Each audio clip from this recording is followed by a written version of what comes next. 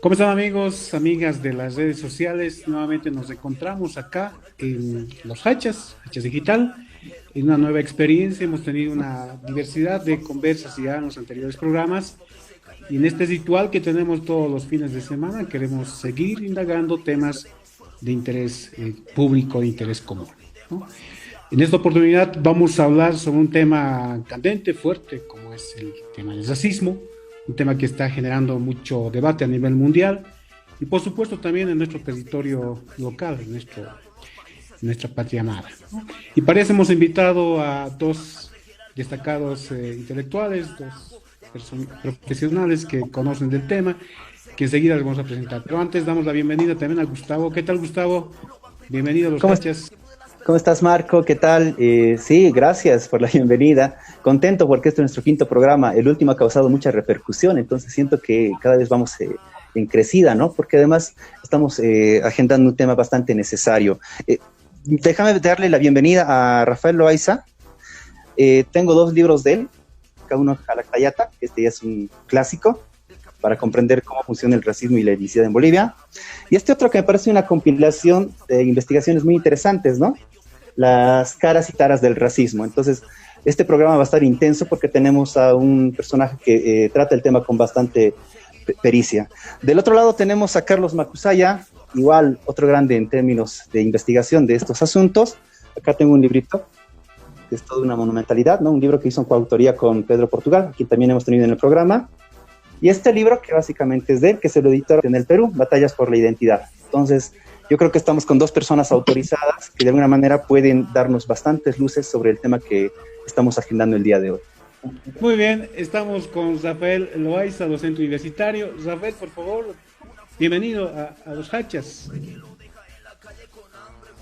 Muchísimas gracias por la invitación, encantadísimo de estar en esta plataforma de reflexión, de debate, que siempre está a la vanguardia de temas como el que ahora nos convocan. Así es un honor estar aquí con ustedes, agradezco mucho que me hayan invitado y un saludo fraterno a mi colega Carlos, a quien no conozco personalmente, pero que he leído mucho de su trabajo y a partir de su trabajo sé que es una persona minuciosa, extraordinaria, reflexiva, así que es un placer estar aquí.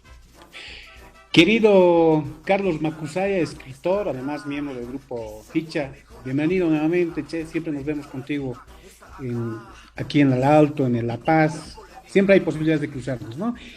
Bueno, gracias por la Carlos, invitación. bienvenido.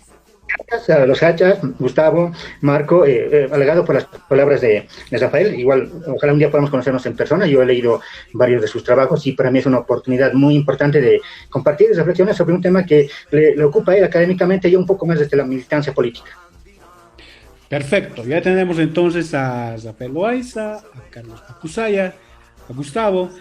Vamos a enseguida iniciar esta conversa sobre el racismo antes y después de este proceso que vivimos en este territorio. Hacemos una pequeña pausa y volvemos a Hachas Digital.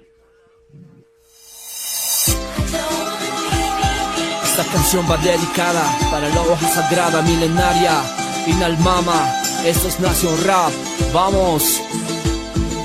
Directly from the ancestral drugstore. Coca se me pa, cocaína, coca se me pa, cocaína. Cuchicando, pichando, aguantando en el trabajo, surgiendo desde abajo, de abajo, de abajo, de abajo. Hojita verde de la coca, humito blanco del cigarro, adivíname mi suerte.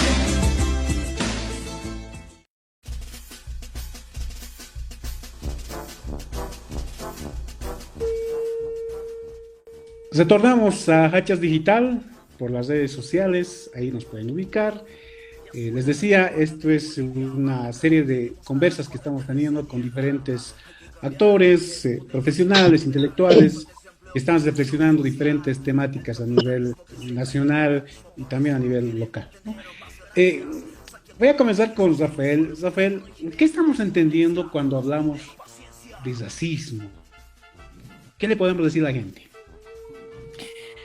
Bueno, hay mucha controversia en torno a lo que es el racismo porque parte de la idea de que las razas existen. Y ustedes saben que los precursores del racismo, Juvinó y Ferdinand, pensaban que las razas, que las personas podían clasificarse como razas y que las razas determinaban ciertos rasgos culturales y conductas de las personas. Y luego de todo lo que sucedió en el Holocausto, la ciencia evidenció que en realidad las percepciones sobre las diferencias devenidas de las divisiones fenotípicas son en realidad arbitrarias, que las razas no existen. Es decir, que la diferencia entre las personas está construida artificialmente. Ahora, las razas no existen, pero el racismo es absolutamente real. Lo que significa que las personas en estos procesos de categorización y diferenciación están somatizando, están haciendo existir algo de la nada que está tensionando a la sociedad. El racismo viene a ser entonces un constructo social que aparece solamente en las relaciones sociales, fundamentalmente por procesos de diferenciación basados en prejuicios. Estos prejuicios son sobre todo basados en el miedo al otro, en el desconocimiento del otro, que se construye en función a una ansiedad. Y esa ansiedad es manejada con violencia, es manejada con procesos de inferiorización. La fuente histórica del racismo es desde los estudios, digamos, de Franz Fanon hasta los más modernos del colonialismo de Homi Bhabha o pasando por Paul Gilroy. La fuente del racismo son estos procesos de colonialismo en los que potencias extranjeras han sometido a personas, a ciudadanos, a gentes de otras latitudes en aras de asirse con sus tierras, con sus riquezas, y para poder tener la justificación jurídica de poder expropiar sus bienes, sus riquezas, entonces los han interiorizado jurídicamente a través de los procesos de servidumbre, a través de los procesos de esclavitud. El remanente, ese es el origen histórico, digamos. El origen sociológico es lo que les decía, estamos somatizando la diferencia a través de prejuicios que generan una ansiedad, y esa ansiedad termina determinando las relaciones entre las personas. El racismo entonces es lo que muchos autores llaman como la heterofobia, es decir, el miedo, el odio al otro, pero el odio al otro construido a través de la emergencia de relaciones sociales. El racismo entonces es un fenómeno social, aun cuando, digamos, pueda producirse psicológicamente o en la interacción individual. Yo soy mitad comunicador social, mitad sociólogo, y mi especialidad en sociología es precisamente etnicidad y racismo. Entonces suelo hacer estas definiciones que tal vez son muy sociológicas, pero digamos, para simplificarlo en una palabra, el racismo es la heterofobia, el odio, el miedo al otro, y el otro como sujeto colectivo. Puede aparecer en el intercambio y la racionalidad como un fenómeno en la interacción individual, pero en el fondo es particularmente un fenómeno colectivo. No sé si eso les sirve o quieren profundizar algo más. Gustavo. Sí, yo quisiera más bien que Carlos nos pueda ayudar también a interiorizar en la definición que da Rafael. Carlos, sería también importante para nosotros entender cómo tú estás asumiendo la idea del racismo. Bueno, yo parto de que el racismo es un síntoma de un orden social que se establece a partir de una división del trabajo, la que va a determinar roles específicos en el proceso, por ejemplo, el trabajo manual, en el trabajo intelectual, esto con la colonia, y los rasgos de las personas que van a ejecutar esos procesos se van a asociar como los lugares que deben ocupar necesaria y, digamos, lógicamente, entre comillas. Por lo tanto, en la actualidad vamos a asociar que las personas morenas son trabajadores manuales y que las personas de piel clara son, digamos, gente que hace trabajo intelectual, administración, etc. Asumirlo no quiere decir que esto sea una verdad empírica. Empíricamente vamos a ver docentes morenos, podemos ver personas de piel clara que hacen trabajo manual, no, pero estoy diciendo, es una manera de generalizar un tipo de división del trabajo, pero que tiene sus antecedentes en la colonia. Y entonces para mí el racismo sería síntoma, digo, porque no es que por sí mismo el racismo tenga validez, sino que expresa un tipo de relaciones sociales en el que las jerarquías sociales se van a asociar a esta división del trabajo y en el que cada quien tendría un lugar. Si alguien es moreno, lógicamente, entre comillas, tendría que cumplir ese tipo de rol. Si alguien es de piel clara, lógicamente tendría que cumplir otro tipo de rol. Esto funciona además con lo que podríamos llamar ficciones de raza en el sentido de que son ideas que nos hemos contado sobre las razas. Lo mencionaba Rafael. Por ejemplo, el tema del color de piel, que está determinado por la cantidad de melanina, que es una defensa que el cuerpo ha desarrollado, pero que además permite otras cosas. Y en la medida en que la población ha estado más asentada en la línea del Ecuador, esta población tiene la piel morena, y en la medida en que se ha distanciado de este espacio, en un proceso largo, tiene la piel más clara. Incluso se cree que la piel blanca sería una herencia de los neandertales, que al, digamos, tener relaciones sexuales con los cromañones habrían recibido esa herencia. O sea, quien se cree ario, hasta podría discutirse de que no, los neandertales heredaron esa piel. Es un poco por el color de la piel, digo eso porque asociamos las diferencias, de este caso de color de la piel, como aspectos que nos permitirían diferenciar a las personas en razas. Por decirte, las categorías generales, negro, blanco y amarillo. Los indios, entre comillas, seríamos, digamos, amerindios, pero descendientes de los asiáticos. Sin embargo, por la sangre, se sabe que hay como 8 tipos de sangre, pues eso es muy útil para las transfusiones. No existe, no hay evidencia que permita agrupar a las personas en grupos raciales a partir de la sangre. De hecho, un tipo de sangre lo puede tener un blanco, un negro y digamos, un amarillo.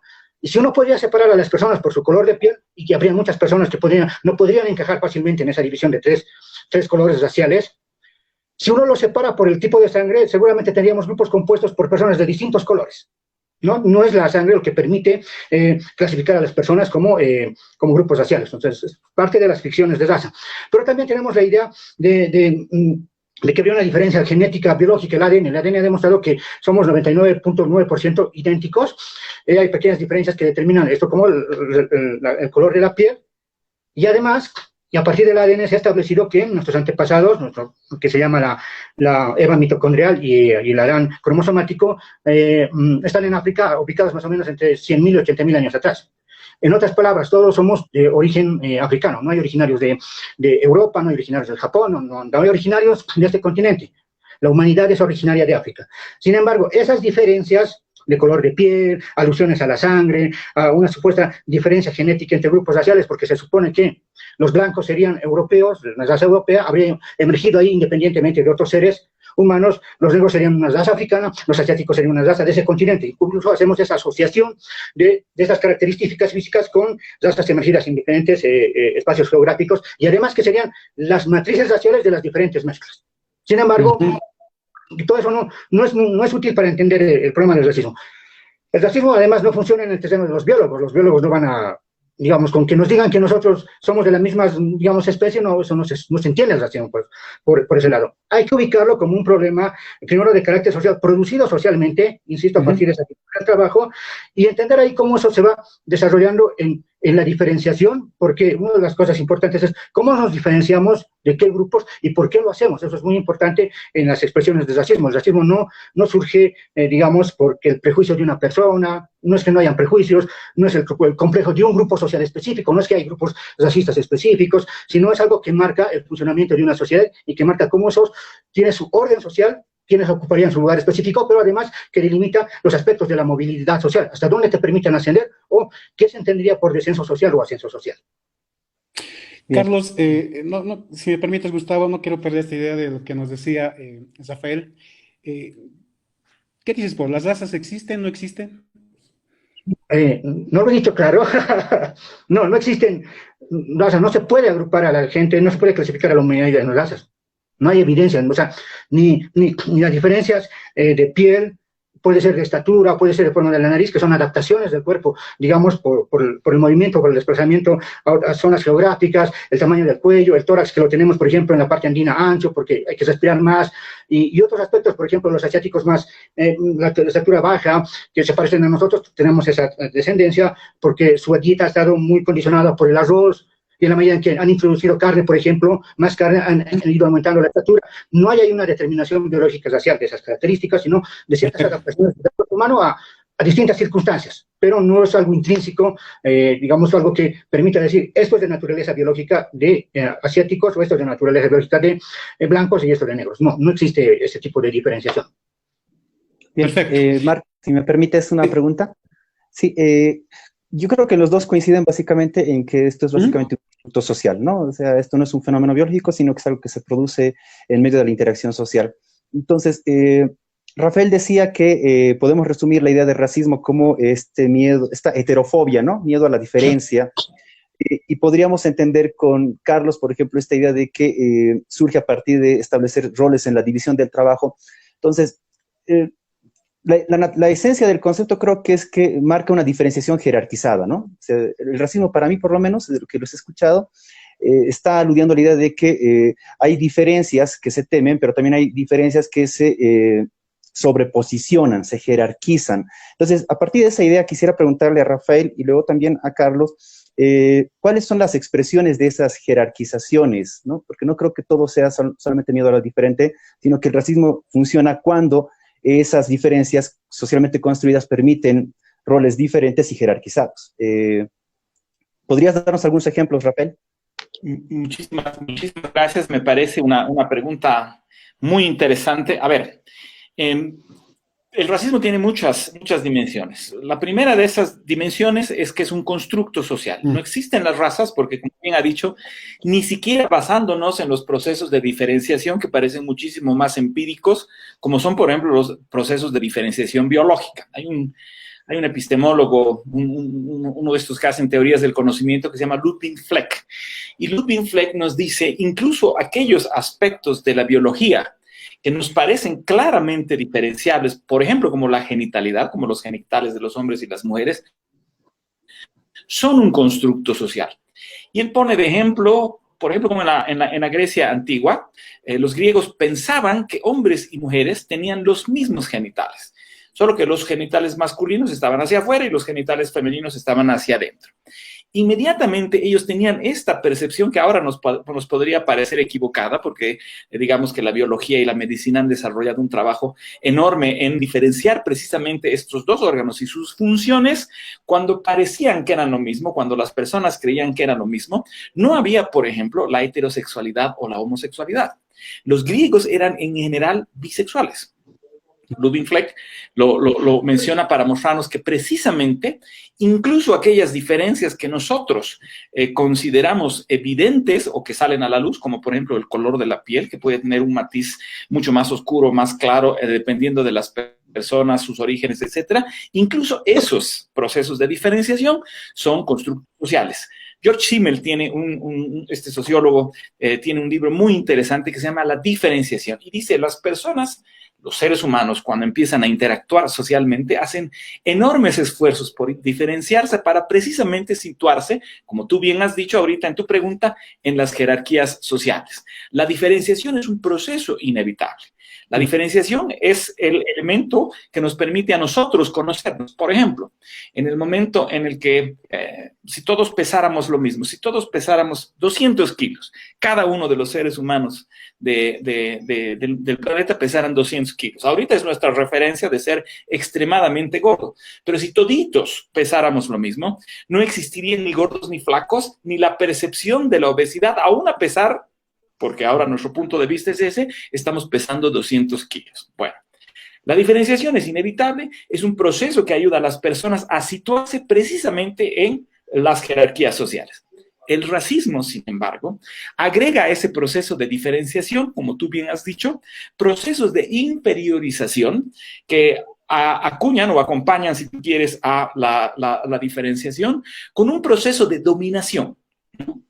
Y esto ha surgido evidentemente en el momento en el que el ser humano ha tenido que construir justificaciones jurídicas, institucionales o finalmente culturales para someter al otro ser humano y para particularmente asirse o tener sus bienes, sus tierras, sus tesoros, etcétera, etcétera, etcétera. Entonces, naturalmente, en su expresión más política, como tú bien has dicho, el racismo es un proceso de diferenciación que presenta jerarquías, unas jerarquías dominantes y unas jerarquías subalternas. Generalmente, los que están racializados, los que son conscientes de su raza, o sea, de la existencia de la diferencia racial, porque las razas no existen, como bien hemos coincidido con Carlos, los que son conscientes de esta diferencia son los que están siendo inferiorizados. ¿Por qué? Porque a partir de esta construcción social de la diferencia, de este prejuicio que hay respecto al otro, ellos tienen una jerarquía social. Entonces, ya, por ejemplo, escribí un artículo en página 7 que se llama Ojos Verdes, Piel Morena, precisamente mostrando cómo el castigo mayor al ministro de Minería por los comentarios racistas del otro día no estaba en que él hizo un comentario racista, sino el castigo mayor de la gente era porque él se creía blanco. Y cuando tú estás en el sector dominante, no estás racializado porque tu fenotipo, el color de tus ojos, el color de tu piel, no es el elemento de diferenciación que te está subalternizando, que te está inferiorizando. Entonces, las personas que son sometidas, que son inferiorizadas, tienen internalizada una conciencia racial muchísimo más amplia que las personas que están sometiendo a la otra persona, aun cuando, desde mi perspectiva, el racismo es recíproco. Entonces, mi respuesta a tu interesante pregunta es sí. El racismo es una acción social que jerarquiza a la sociedad en los procesos de diferenciación, generando una categoría dominante y una categoría subalterna. Carlos, en esta idea de proceso de diferenciación y jerarquización, ¿cómo se manifiesta en nuestra sociedad, querido Carlos? Yo, insisto, relacionándolo al trabajo, algo que es muy evidente es que, por ejemplo, el tipo de trabajo que los que se dedican a la construcción tienen un origen étnico diferenciable de quienes se han dedicado a la administración estatal. Por lo menos históricamente, ya en los últimos años ha habido poco a poco un cierto cambio, ¿no? Es decir, el trabajo de albañil se identifica con las personas de piel morena que hablan aymara, quechua en este caso, en esta parte del país. Yo noté esto cuando estuve, por ejemplo, por Buenos Aires y vi a un tipo rubio blanco, casi de 2 metros, agarrando picote y pala en una calle, ¿no? Haciendo el trabajo que para mí no era natural ver eso en Bolivia. Me chocó mucho. Yo en ese momento no lo tenía claro. Y también me lo problematicé con un amigo que había salido a otro país fuera de Bolivia, y el problema era que él se había sorprendido ver que en otros países habían habido mendigos blancos, de que él no se lo esperaba, ¿no? Porque en Bolivia, o sea, la pobreza tiene cara, ¿no? Y eso me parece importante porque en ese tipo de cosas se expresa cómo hay un orden racializado en el que ciertos espacios están ocupados por grupos sociales específicos y se naturaliza esos espacios. Es lo que decía, por ejemplo, con los albañiles. El hecho, además, eso está vinculado a cosas más concretas, que por mucho tiempo en el área rural la educación, no había educación, pero luego era pésima, y las opciones de sobrevivencia eran migrar a la ciudad sin tener, digamos, los elementos que le hubieran permitido un ascenso social fluido en La Paz. Optaban por el trabajo más práctico, o ser cargadores o ser albañiles. Además, los vínculos sociales que en el área rural se han formado y reproducidos en el área urbana les permitían eso, porque su paisano ya había migrado y además ya había trabajado como albañil. Por lo tanto, será un nexo para entrar al trabajo de la construcción, que era lo más factible. Ahí tenemos una cosa muy clara. Quienes desarrollan el trabajo de la construcción tienen una pertenencia étnica bien específica, bien clara. No podría diferenciarlos hasta en sus prácticas, ¿no? De pichar, inclusive de maneras de resolver problemas. Ahí hay varios detalles. Detalles, además, que se asocian con esto de la división del trabajo a cómo se valora cuando alguien tiene la mano suave. Si tienes la mano suave, eres señorita. Tienes mano de señorita, y además debes ser de los que no trabajan. Y eso se asocia que esos son los caras. Los que hacen trabajo de verdad, pues no somos nosotros. Además tenemos la ropa sucia porque hemos trabajado. Los que no trabajan están casi con la ropa limpia. Hay una asociación del trabajo, digamos, más fuerte, más pesado, con una especie de condición de raza, porque son de esas razas en ese trabajo. Y además, los otros que no hacen ese tipo de trabajo, lo hacen porque serían, además de otras razas. Es decir, a las diferencias sociales, en este caso respecto al proceso de trabajo, se les da un estatus de naturaleza. Es de orden biológico. En esto también funciona algo muy importante. Es como antes la justificación era Dios, digamos en tiempos medievales, coloniales, Dios había dispuesto estas cosas, pero con la sociedad moderna va a parecer algo interesante, es que esto es natural. Esto está determinado por la naturaleza y en ese caso se lo va a relacionar a la biología de las personas. Pero lo vemos así cotidianamente. O es que escuchemos, yo suelo escucharlo de vez en cuando, no, que digan hay que mejorar la raza. La persona que dice eso asume que es de una raza inferior y asume que hay alguien que es superior con el que podría mejorar la raza, lo que está asociado a los intereses de ascender socialmente. Si yo quiero escalar digamos, en la sociedad boliviana, necesito mejorar la raza. No, es una idea que está vinculada a cierta manera de valorar a las personas por esos rasgos étnicos que son considerados de raza inferior y que, por lo tanto, impedirían su ascenso social. Y es por lo mismo que busca diferenciarse de esos mismos rasgos.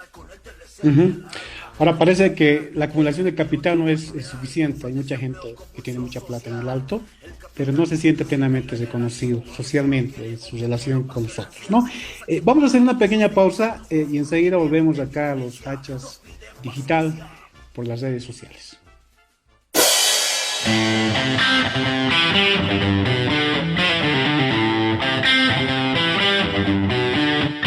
Voy corriendo hacia la loma, tengo ganas de volar. Muchos corren por detrás, pues no quieren sufrir más. Y no vuelo, solo caigo, el abismo espera ya.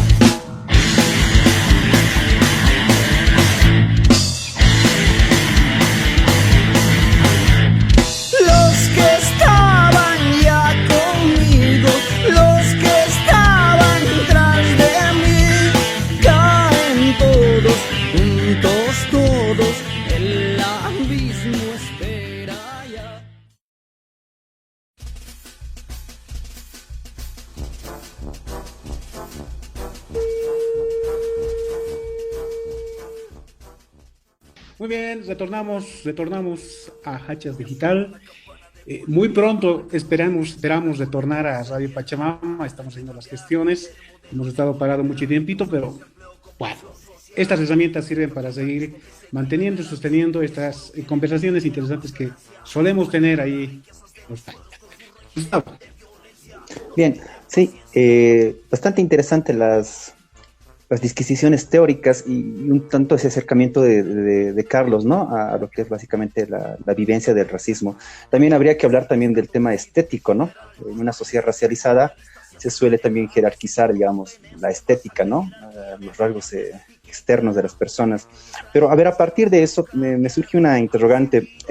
Rafael, tú decías que hay ciertos sectores que tienen más conciencia, digamos, ¿no? De lo racializado que se puede vivenciar, digamos, este tipo de realidad. Entonces, el racismo es un problema de clase social, es decir, hay un grupo que de alguna manera entiende más, digamos, qué es el racismo y lo niega o lo practica, y por otro lado, si existe el racismo invertido.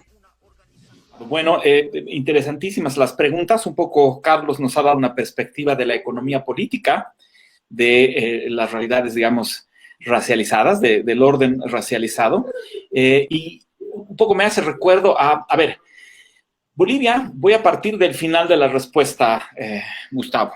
Bolivia tiene casi todos los aspectos de su vida social jerarquizados a partir del ascendiente étnico o de la negación del ascendiente étnico.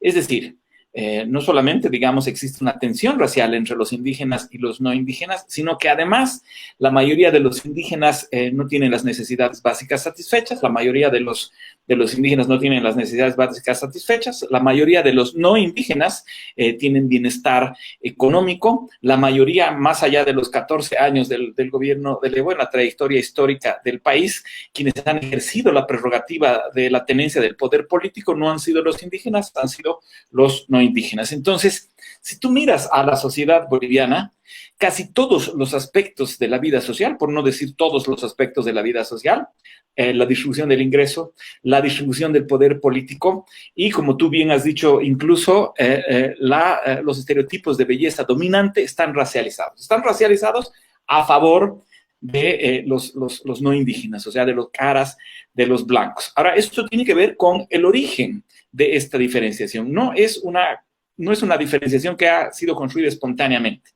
Y casi todas las realidades sociales, casi todas las sociedades que tienen problemas de diferenciación racial, esta diferenciación racial tiene su origen en lo que Thomas Eriksen llama las trayectorias históricas. Por ejemplo, la colonización es una trayectoria histórica que ha sometido a una población indígena originaria y que luego de 300, 400 años de sometimiento las ha dejado desvalidas económicamente políticamente, las ha dejado desvalidas políticamente, y los resabios de esa herencia la seguimos viviendo al día de hoy. Lo propio pasa con las sociedades posesclavistas. Por ejemplo, 40% de los ciudadanos brasileros son afrodescendientes y el 80% de ellos viven bajo la línea de la pobreza.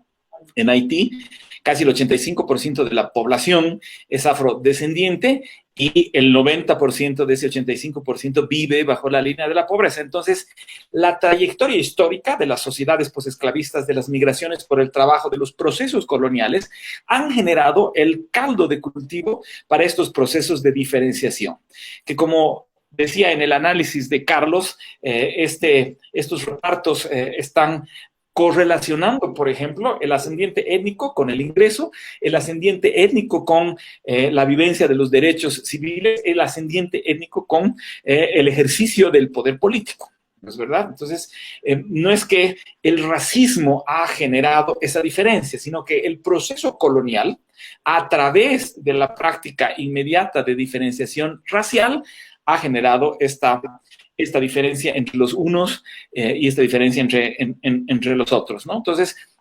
me parece interesante, digamos, esto que acabas de mencionar sobre los estereotipos de belleza, que son además globalizados. Los estereotipos de belleza son globalizados. Lo primero que, por ejemplo, le decían al ministro de Minería, cuando decían no soy masista porque tengo ojos verdes y cabello rubio, lo primero que decían cuando hacían eso era básicamente subrayar la idea de que él no era blanco. O sea, no lo castigaban tanto por insultar a los indígenas como eventualmente por creerse blanco. Y se hacían mofa de él y lo mostraban como el Brad Pittita, ¿es verdad? Y como el estereotipo de referencia y de la belleza funcional es, por ejemplo, el actor norteamericano, que además tiene un fenotipo particular y esa referencia genera conocimientos específicos respecto a cuáles son los estándares de belleza, e inmediatamente se hacían la burla de él porque era más parecido a, como somos los mestizos, a un cholo,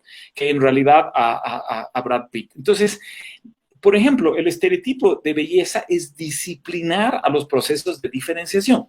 Disciplinar significa que la sociedad, a partir, por ejemplo, del ejercicio de estas declaraciones públicas de quién es racialmente superior que ocurren en los concursos de belleza, está disciplinando a los que tienen el fenotipo contrario para seguirlos manteniendo en las jerarquías inferiores, ¿no? Un poco daba la vuelta a este mismo argumento. Hay un autor inglés que se llama Paul Gilroy, que es afrocaribeño, y Paul Gilroy agarraba y decía la música, el gangster style, la música rap de los guetos en Nueva York y en Londres, lo que hacen es precisamente remarcar la idea de que el afrodescendiente es un gángster o es un proxeneta, y en las canciones, por ejemplo, tratan de actuar como gángsters o como proxenetas, y eso termina reproduciendo la idea de que el afro es un maleante y que, digamos, como decía hace rato en el prejuicio racial, Carlos,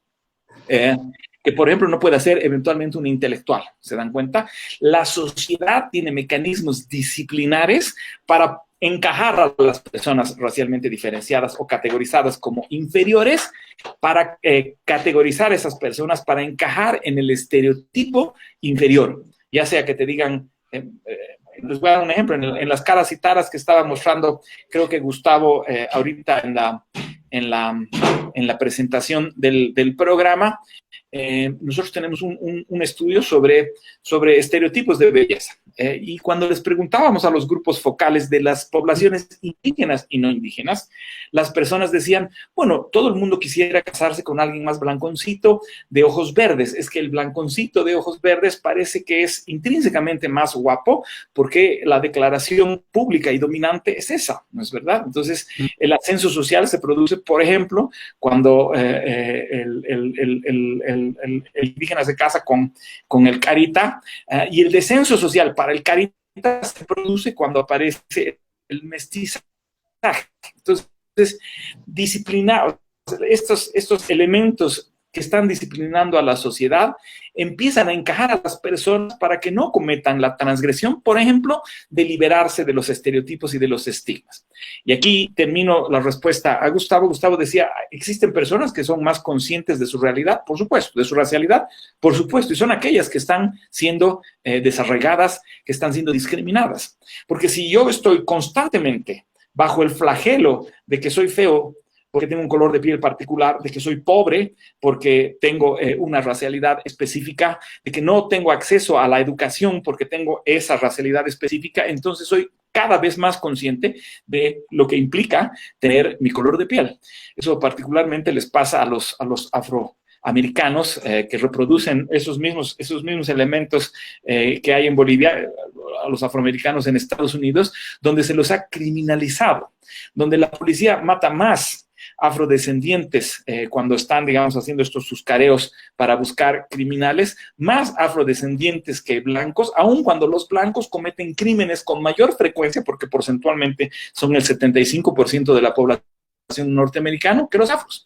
Hay más crímenes cometidos por anglosajones en Estados Unidos que por afros. Sin embargo, un afroamericano es matado por la policía cada 3 días. Entonces, fíjense cómo el estereotipo funciona disciplinarmente para seguir reproduciendo esas prácticas, por ejemplo, como bien decía Gustavo, a través de este ejemplo tan interesante que es el estereotipo de belleza. No sé si he respondido a la pregunta, tal vez me he extendido demasiado, Gustavo. Carlos Macusaya, en este contexto de diferenciaciones, jerarquizaciones, ¿es posible hablar de este racismo de vuelta, es decir, de este racismo invertido? Desde mi punto de vista, sí. Si entendemos, primero, por niveles, si entendemos que el racismo es como una expresión de odio, rechazo a otro, pues naturalmente eso no es intrínseco de grupos específicos, ¿no? Lo voy a poner así. A mí me parece más bien una reacción, inclusive racista, que hay gente que se sorprenda, pero si eso es racismo invertido, como diciendo, pero si son indios, ¿cómo nos van a discriminar? No son humanos como nosotros podemos discriminarlos. Ellos, siendo subhumanos, ni siquiera tendrían la capacidad de discriminarnos, ¿no? Ahí hay como una especie de idea igualmente de deshumanización. No podrían ser tan racistas como nosotros. Es decir, sí puede haber ese rechazo, sí puede haber una forma de... Aquí ya desracializar, porque se atribuiría una condición biológica de maldad, los privilegios que ellos tienen, sería una cuestión que habría estado en sus genes. O sea, la racialización funciona en este caso ya no asumiendo un lugar subordinado por naturaleza, sino porque el otro sería un malvado y en condición de raza habría que enfrentarlo. Eso existe, por lo tanto, para mí sí pueden haber expresiones de racismo invertido. Sin embargo, estas expresiones de racismo invertido son como tensiones dentro del mismo orden. No es un vuelco del orden mismo. En el orden mismo sigue la jerarquía, digamos, racializada en términos de fenotípicos caucásicos, y lo que está moreno está al fondo. Dentro de ese orden pueden haber este tipo de tensiones, las hay.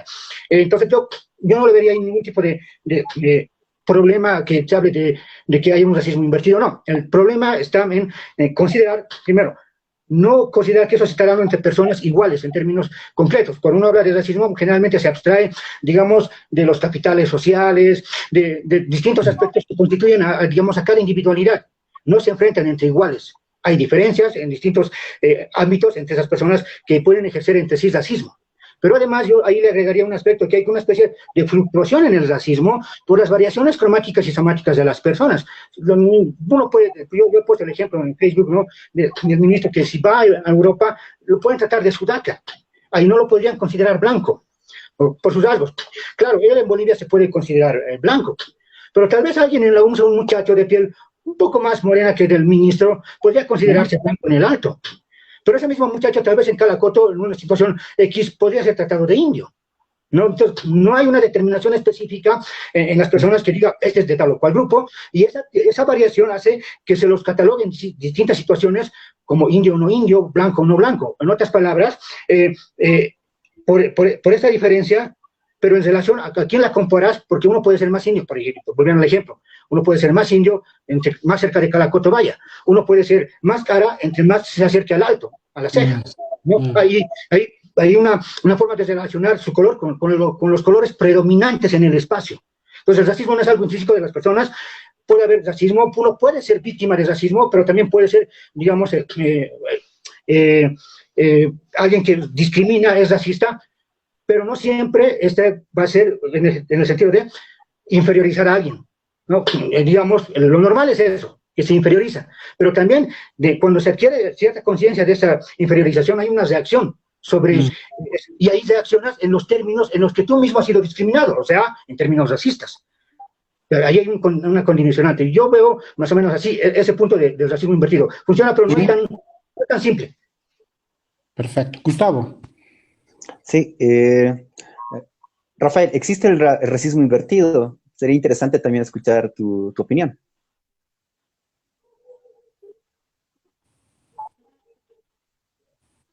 Muchísimas gracias. Carlos me ha hecho recuerdo de que había hecho toda la fundamentación para responder justamente a esa pregunta y coincido plenamente con él. O sea, en el momento en el que las relaciones raciales son la tensión de un grupo respecto a otro, son las internalizaciones, las personificaciones del uno respecto al otro, en ese momento el racismo siempre es recíproco. Es decir, si una persona, digamos, es hostigada por su color de piel, es denostada, es discriminada, responde también con heterofobia y eso se construye socialmente. Es decir, a la agresión uno tiende a responder con agresión. Estoy hablando en el constructo social, es decir, en la colectivización y en la emergencia del fenómeno. Coincido, el racismo es siempre recíproco. Pero también coincido con Carlos en el sentido de que no es lo mismo estar en la categoría subalterna de la tensión racial que en la categoría dominante de la tensión racial. Por eso, por ejemplo, hay una diferencia entre los que están discriminando y los que son discriminados. Los que están discriminando, Richard Dyer es un gringo que ha escrito un artículo muy interesante sobre por qué no se racializan los blancos. Y él dice, como ellos no han sido objetos de separación, de segregación y de discriminación por su color de piel, entonces no tienen una conciencia racial, no son el objeto de ataque. Así que si podríamos decir, este racismo a la inversa tiene una posición de ataque y una posición de defensa.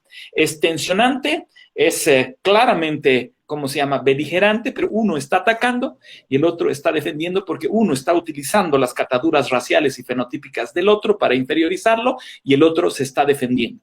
Particularmente en Bolivia, lo que se produce cuando ocurre esta tensión es que se trata de, no sé si la palabra precisa es discriminar, pero tal vez de denostar al blanco, haciéndole saber que no es en realidad blanco y que en realidad se cree tal cosa. No, que los blancos son realmente los que viven en Europa. Es lo que le ha pasado al ministro.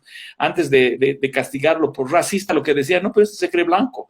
Si finalmente no es un blanco, es como nosotros. Así que no se crea superior. Nosotros mismos aceptamos de alguna manera o difundimos la idea equivocada de que somos inferiores. El racismo, entonces, en resumen, siempre es recíproco, pero no es lo mismo estar en la posición dominante que en la posición subalterna. Perfecto.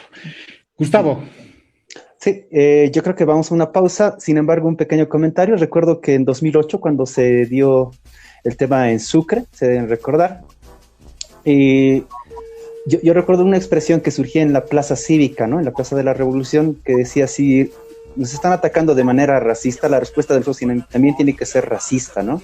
Es decir, entonces me hace recordar lo de Marco, por ejemplo, del Carlos, esa referencia, ¿no? Es como una guerra apelando a un constructo, ¿no? Si yo vivo este racismo, tengo que responder de esa manera. Y me hace recordar también otro ejemplo. En Facebook siempre encuentras ahí perlitas, ¿no? He sido discriminado, la caserita me ha visto un poco más blancón y me ha cobrado más, dicen, ¿no? Entonces, de alguna manera el racismo está en todo lado, ¿no? O sea, pero hay que tomarlo con pinzas. Otra cosa es en el nivel de subordinación, ¿no? Cuando ya aparecen esos esquemas de inferiorización, ¿no? De jerarquía, ahí es cuando este aspecto cobra un elemento realmente perjudicial para la sociedad. Yo creo que vamos a la pausa, Marco. Muy bien, vamos a una pausa y enseguida volvemos a un tema candente para seguir hablando sobre el racismo. El racismo, un tema global, un tema local.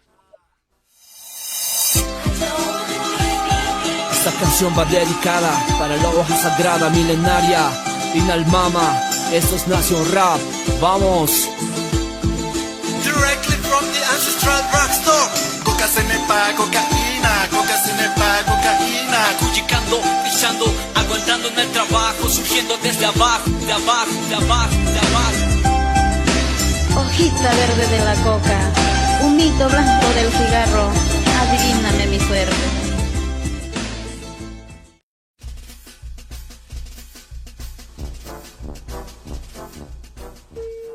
Muy bien, retornamos a Hachas Digital, hablando sobre el racismo con Rafael Loaiza y Carlos Macusaya.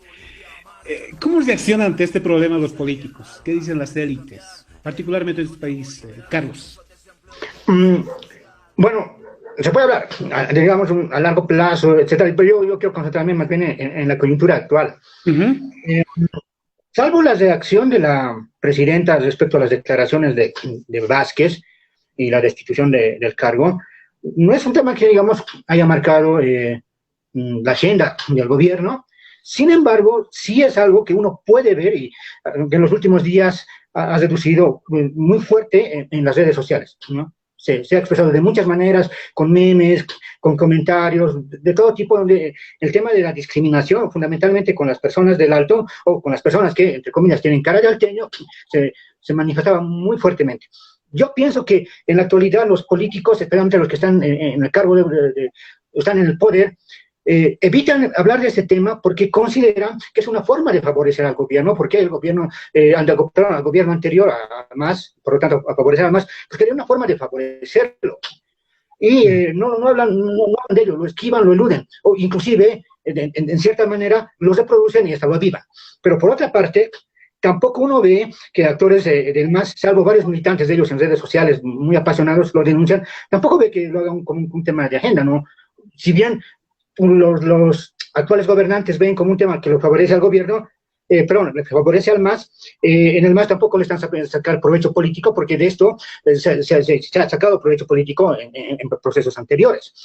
De todas maneras, a mí me parece que lo que pasa cuando se habla del racismo es, por otro lado, es creer que estamos hablando de un injerto, y eso igual tiene que ver con el MAS, que el MAS lo habría injertado.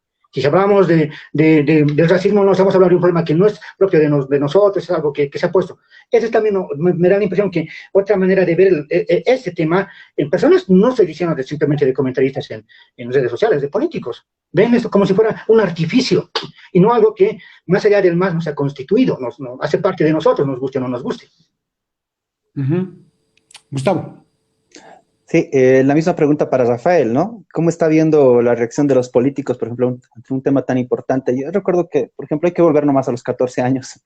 Nos da referencia porque durante esos 14 años se produjeron normativas, ¿no? Que de alguna manera trataron de frenar, digamos, ¿no? Los efectos negativos o nocivos del racismo. Sin embargo, esa misma normativa, de alguna manera, también institucionalizaba aún más el racismo, ¿no? El hecho de... El MACU varias veces ha dado ejemplos, por ejemplo, con el tema de las universidades indígenas, ¿no? Si quieres acabar con el racismo, lo menos que puedes hacer es pues, institucionalizar dos entidades diferenciadas y que de alguna manera la sociedad las jerarquiza. Entonces, Rafael, lectura antes del gobierno transitorio y lectura durante el gobierno transitorio. ¿Cómo están reaccionando los políticos? Voy a agregar una categoría más. Quisiera hablar antes de los 14 años, durante los 14 años y después de los 14 años, si me permites, Gustavo, porque me parece muy importante tu pregunta. Para empezar, quiero decir que los políticos siempre meten la pata y tienen una utilización, y tienen, claro, un abordaje muy utilitario del tema. En la época de los 90, digamos, cuando ha empezado a emerger el movimiento indígena ya de raigambre muchísimo más política, haciendo, digamos, reivindicaciones de orden de participación política y de derechos civiles particularmente. En esa época, la democracia pactada o el Estado neoliberal trataba paternalistamente el tema, o sea, trataba desde la autoridad colonial, pero con algún grado de, ¿cómo les puedo decir?, de pena, de tratar de ayudar, pero desde la perspectiva paternalista y no resolverlo desde la perspectiva de la igualdad. En la época del MAS ha empezado a aparecer un proceso disciplinar profundo. Para mí ha sido una época de disciplinamiento. La conciencia que de alguna manera se ha levantado en las comunidades indígenas y no indígenas durante este tratamiento paternalista de la democracia pactada ha aparecido disciplinarmente, disciplinar en el sentido de disciplinamiento total a través de leyes como la ley 045, a través, por ejemplo, de la declaración de la Huipala como enseña nacional, como instrumentos para normalizar a los no indígenas, para disciplinar a los no indígenas en la aceptación del otro. Ahora, yo coincido con la perspectiva que tiene Carlos al respecto. Estos intentos, digamos,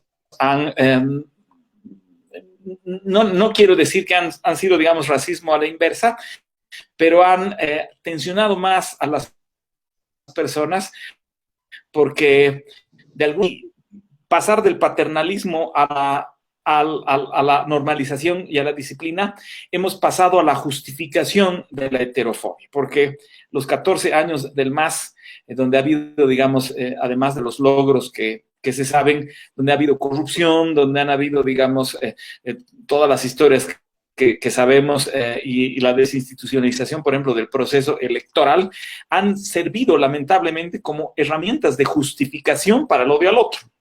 Y en este periodo, la gente se ha liberado del pudor de ser racista y ha empezado a aflorar su racismo con mayor holgura y sin sentimientos de culpa, y eso me apena mucho.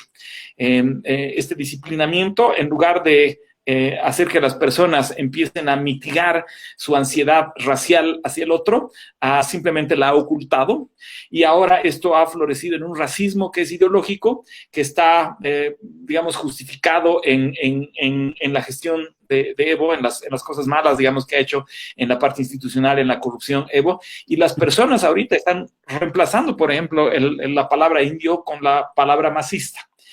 Y como está bien odiar a un masista, entonces exteriorizan todo su racismo, eliminando los sentimientos de culpa y la moral de poder increpar al otro en términos raciales, utilizando el epíteto de masista. Entonces, a mí me parece que la política ha hecho una utilización, una cosificación, si ustedes quieren, del racismo, que ha derivado en estos 3 periodos. En una mirada paternal, en una mirada de disciplinamiento y ahora en la exteriorización del odio racial, casi sin pudor, casi sin frenos. Y a mí me preocupa mucho eso. Más allá de que Camacho se haya sacado su foto con un poncho rojo, que eso es súper teatral, y que la presidenta haga sus arengas, más allá de todo eso, las personas están exteriorizando su odio racial y lo están justificando a través de la política, y eso es muy, muy peligroso. Carlos, no te voy a pedir una respuesta puntual, pero es un tema, conocemos que el tema del racismo es un tema global, es un problema global, pero ¿cómo damos respuesta a esta problemática, este problema? Desde tu condición de escritor, desde la academia, ¿qué hacemos? Bueno, no es mi caso desde la academia, pero bueno, yo lo veo así.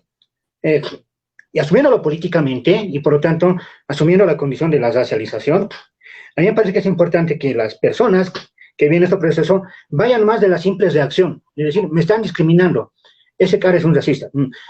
Es importante señalar, no dejar pasar ese tipo de expresiones racistas. Sin embargo, es limitante porque la idea es superar el problema, ¿no? Y muchas veces simplemente terminamos reproduciéndolo. Yo en ese sentido, ya, habría que hacer una apuesta por las personas que viven los procesos de racialización, pero además que están metidos en distintos ámbitos organizativos, sindicatos o en las universidades, una apuesta por proyectar iniciativas donde se pueda mostrar claramente, no porque sea un invento, no es nada nuevo, eso ya está pasando, pero no es política, no es discurso de nadie, que personas de distinto origen étnico pueden trabajar en distintos proyectos juntos, y lo hacen. Y ríen, se conocen, chupan, pasean, son amigos, se van a enamorar y se van a casar de aquí en adelante. Eso está sucediendo, pero eso no es parte del discurso, digamos, del MAS, no ha sido. El discurso del MAS éramos indígenas, y no indígenas tenía su base, sí, hay cierta base, o el discurso que descalifica al MAS, porque los indios no pueden volver, son salvajes. Hay procesos sociales que estamos viendo en las universidades, en distintos espacios, donde personas de distintos orígenes están confluyendo, se están conociendo, primero tensamente por las diferencias históricas, por los valores que se dan a los colores de piel, por la forma en que se valora también ciertos tipos de comportamientos. Ciertamente hay tensiones de eso, tampoco es homogéneo y hay distintos niveles, pero en esas propias experiencias se pueden anidar, como se están anidando, procesos que podrían ser parte de políticas, proyectar algo, no como invento, no es un invento de intelectuales, de gente lúcida, no, está pasando en la realidad. Lo que pasa es que ni los políticos ni la gente que hace proyectos para enfrentar este tipo de problemas le está echando ojo a eso, porque cuando se habla de discriminación y sobre racismo, se ponen fotos de indígenas vestidos como con poncho y abarca, con ahora ya no usan poncho y abarca, salvo para un desfile, para alguna fecha cívica, y se ponen al blanco como moderno y al indígena como antiguo. Cuando hoy día ese tipo de diferenciación no existe, uno puede ver negros y blancos, no se diferencia porque uno se te pasa en Estados Unidos y el otro no. Se ven como son contemporáneamente y desde esa situación se puede proyectar algo. Yo creo que ahí hay cosas que se pueden explotar en función de ser un proyecto hacia algo. Y en ese hacia algo es donde estas personas de distinto origen, que pueden reconocer su condición de racialización, pero están luchando precisamente porque ese no sea un factor que los limite, que ascenso social, que además que les haga objeto de desprecio, no. Ellos quieren. Te voy a poner el ejemplo de la Huipala, cuando pasó lo del Alto antes de la masacre. La gente no salió a marchar porque estaba diciendo, denme autonomía indígena, respeten la universidad indígena. No, estaba saliendo a marchar porque quería ser tratada como igual y entendía que millar a Huipala era millar a ellos. Yo escuché a una señora, si esto están haciendo con la Huipala, ¿qué me van a hacer a mí? Es decir, estaba pensando que no le iban a tratar como igual. Y la gente que sufre el racismo aspira a ser tratada como igual. Yo iría por ese lado. La misma consulta para ti, querido Rafael. Agregaría a lo que ha dicho con mucha claridad Carlos, o plantearía lo que ha dicho Carlos en otras palabras. La manera de eliminar las diferencias es eliminar aquellas diferencias inferiorizantes, y una de esas es el ingreso, la distribución del ingreso en Bolivia. Luchar contra la pobreza, romper la brecha, por ejemplo, digital, romper la brecha de educación, la diferencia que existe entre los colegios públicos y los colegios privados, entre las universidades públicas y las universidades privadas, hacer un esfuerzo del Estado para generar condiciones de equidad en el ingreso, en el acceso a la educación formal, en el acceso a la representación política, van a empezar a construir estos diálogos. Y para ser optimistas, una de las cosas que ha ayudado de manera muy interesante a estos procesos ha sido, por ejemplo, la clase emergente.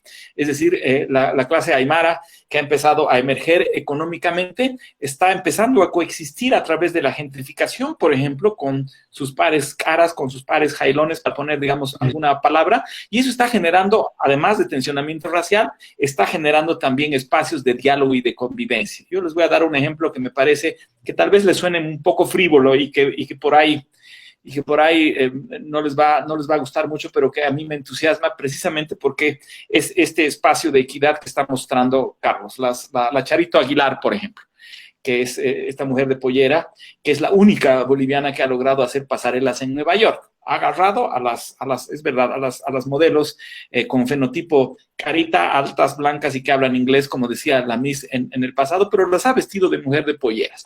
Y aunque ese diálogo todavía está generando de alguna manera procesos de diferenciación, está mostrando la potencialidad de la coexistencia entre los dos segmentos de la sociedad. Ustedes pregúntenle a Beatriz Canedo, a todas las otras diseñadores, la que lo ha logrado es la Chara Aguilar, quien ha logrado hacer lo que... ¿Por qué? Porque a los gringos les parece muchísimo más interesante la propuesta de ropa que está llevando ella, porque las otras tratan de imitar a Europa, en cambio ella es auténtica. Esto que por ahí no es lo mejor el mejor de los ejemplos, pero nos muestra cómo, por ejemplo, en estos espacios de coexistencia a partir de la eliminación de las diferencias estructurales como son el ingreso, la distribución del poder político, se puede conseguir espacios de convivencia. Gustavo, comentarios finales sobre esta conversa interesante que hemos tenido. Sí, yo creo que hay más de una lección de la que podemos recuperar. Bueno, esta es una consultoría gratuita, ¿no? Para el gobierno si lo quiere escuchar. Pero también yo creo que sirve para que podamos empezar a hilar algún tipo perspectiva, ¿no? Yo creo que la tarea pendiente de nuestro Estado realmente es una lucha seria contra la discriminación, y creo que tal vez la igualdad como tal no es una utopía muy hermosa, pero no sé si se pueda conseguir, pero sí creo que se puede abrir canales de oportunidades, ¿no? Que permitan a la sociedad, por ejemplo, dejar de estar restringida y limitada y dejar de ser tratada de manera diferente.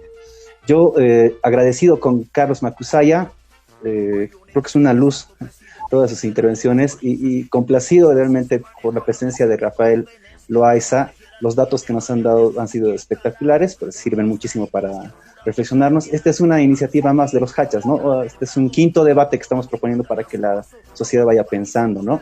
Bueno, nada más, ¿no? Yo agradecerles, y bueno, ha sido un bonito programa, Marco. Así es, Gustavo, yo me he quedado picadísimo por seguir revisando, profundizando la dimensión del racismo y por todo lo que está pasando a nivel global, ¿no? Y claro, lo que teníamos cerquita ahí en el barrio, en esta relación con La Paz, ¿no? Articulados por el minibús, el teleférico, etcétera, etcétera, lo vemos todos los días, todas las noches, por las noticias que nos llegan del norte. Y cuando uno conoce el norte y sabe la dimensión de país, ¿no? Los años que nos lleva en desarrollo frente a los países latinoamericanos como los nuestros, te pones a pensar, pues, si realmente el problema del racismo está así a la vuelta de la esquina, ¿no? Tengo la sensación que es una tarea mucho más gruesa, de muchas generaciones y mucha inversión realmente en educación y en cambiar mentalidad. Gracias, Rafael, gracias, Carlos. Gustavo, nos vemos la próxima semana. A todos nuestros amigos, síganos en las redes sociales, y por supuesto nosotros seguiremos preparando estos espacios de encuentro y conversa. Gracias mil. Hasta pronto. Chao, chao.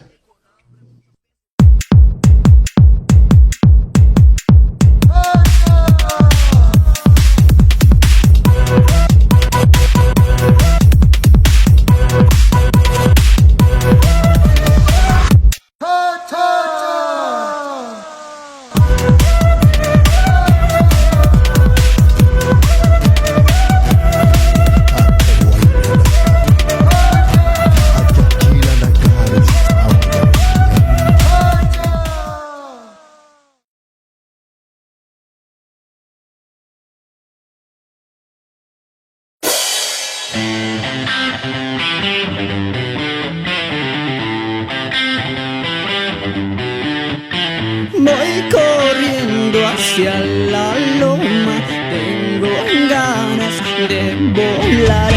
Muchos corren por detrás, pues no quieren sufrir más. Y no vuelo, solo caigo, el abismo espera ya.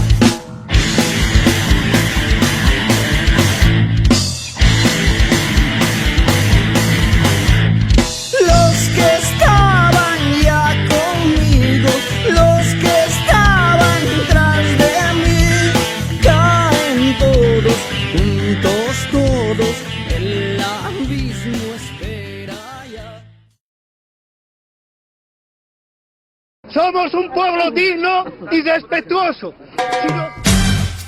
Escucha bien lo que voy a decirte.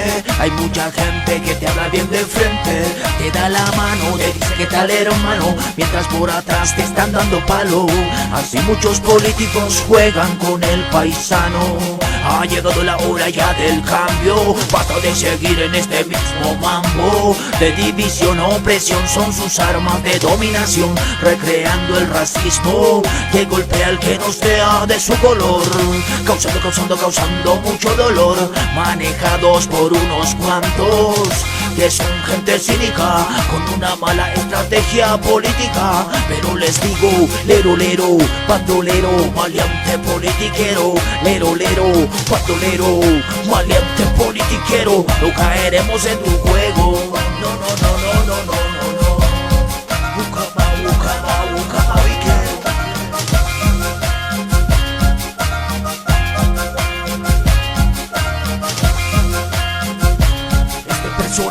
Es parte de un fallado mestizaje. Este personaje es parte de un fallado mestizaje.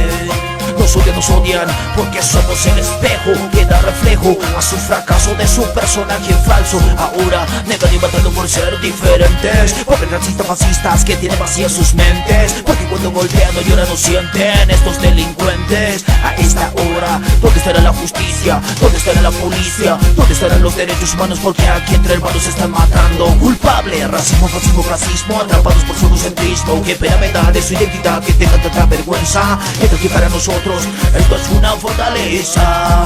No, no, no, no, no, no, no nos podrán eliminar. Tenemos mucha historia que contar. No, no, no, no, no, no, no nos podrán eliminar. Tenemos mucha historia que contar. Ya se levantan, ya se levantan. Los pueblos oprimidos ya se levantan, ya se levantan, ya se levantan. Los pueblos oprimidos ya se levantan. Nos dicen raza maldita y el hermano campesino lo golpean, pero más adelante caen ante el vicio del indio que tanto odian.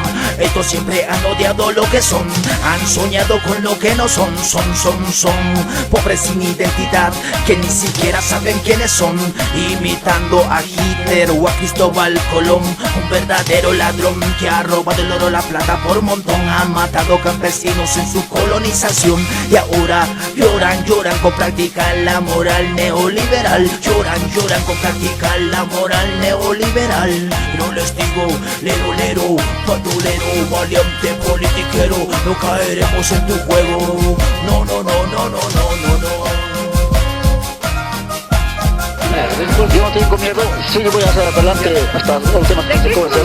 Ahí no me ganas mana tarisonjo oposición y más un mancho yampa. Este personaje es parte de un fallado mestizaje. Este personaje es parte de un fallado mestizaje.